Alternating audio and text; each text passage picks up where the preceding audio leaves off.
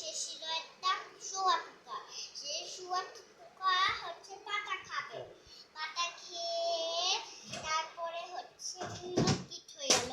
মুক্কিত হওয়ার পরে দেশের আসলো একটা প্রজাপতি, সুন্দর একটা প্রজাপতি। তখন একদিন সব বন্ধুদের ডাক দিল দেখানোর জন্য। আর হালুমও আসছিল, শিখেও আসছিল। কিন্তু এলমো আসেনি। এলমো হলো অনেক সুন্দর দেখতে, ব্রাশ ব্রাশ বেশি চিত বলে।